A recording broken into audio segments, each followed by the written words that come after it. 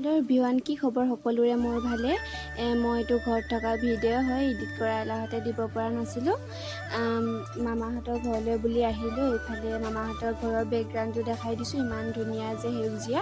ইফালে মামাহঁতৰ ঘৰ বনাই আছে, ইফালে আকৌ পুখুৰীত মাছ সিঁচিছে। ইফালে আকৌ নদীৰ পাৰতে ৰঙালাও খেতিও কৰিছে। সৌফালে মামাহঁতৰ পথাৰ আছে, খেতি কৰে তাতে।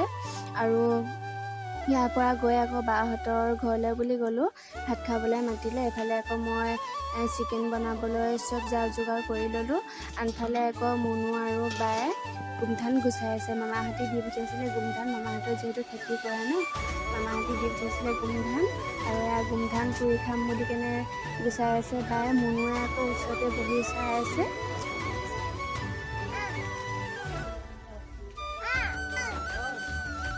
কথা কৈ থাকোঁতে মোৰ মাংসখিনি আধা ভজা হৈ গ'ল। ইফালে আকৌ বায়ে জুইতে গোমধানো পুৰি আছে, যিহেতু মুনুৱে খাম বুলি কৈছে ন, সেইকাৰণে।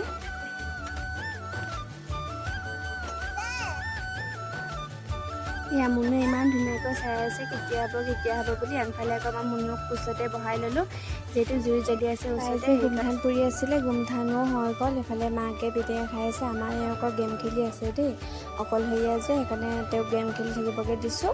এইফালে আকৌ আমি আহিলোঁ বাৰীলৈ বুলি। বাহঁতৰ বাৰীত ধনিয়া চনিয়া এনেকৈ কৰি থৈছে অলপ, মান ধনিয়া হয়, যিহেতু মাংসত ধনিয়া দিব লাগিব ন, সেইকাৰণে আমি মই মুনুৱে ধনিয়া ছিগিবলৈ বুলি আহিলোঁ। আনফালে আকৌ এয়া ধনিয়াখিনি ছিগি ল'লোঁ, আৰু ধুনীয়াকৈ বাল্টিং তাতে ধনিয়াখিনি ধুই ল'লোঁ।